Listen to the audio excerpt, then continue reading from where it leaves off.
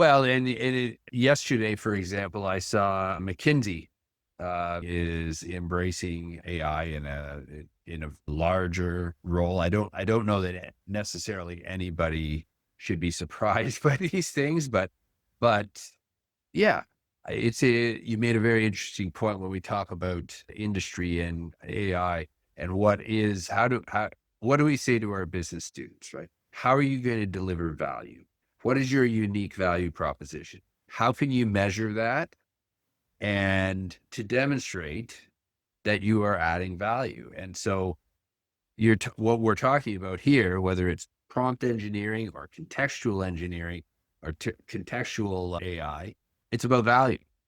It's about value. And yeah, so I think you're right. I think this has enormous implications, as I did before, for leadership. I think it has enormous implications for how programs are designed, strategic programming. I think it has continuing ed, continuing studies types of programming, athletics. You can get into athletics. There's so many avenues.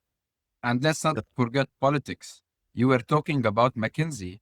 McKinsey had to ban China AI from the offices in China because of a political issue between USA and China.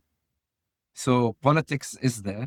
Yeah. You know, when the generative AI that was introduced in China a few months ago with a very much cheaper setup and installation, it did a lot of, it made people ask a lot of questions about the huge difference of millions of dollars that were spent to create Gemini. Yeah.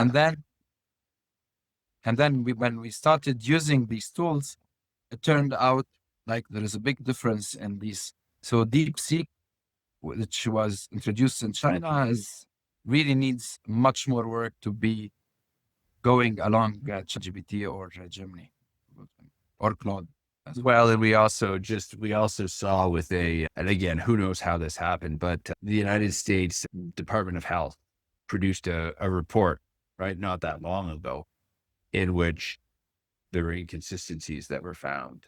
This is a government report.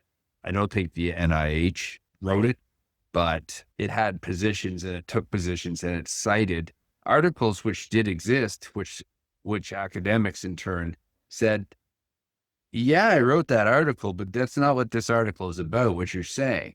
Or, yeah, I wrote that article, but that's not the conclusion of the article or the study. But this was released by the United States government.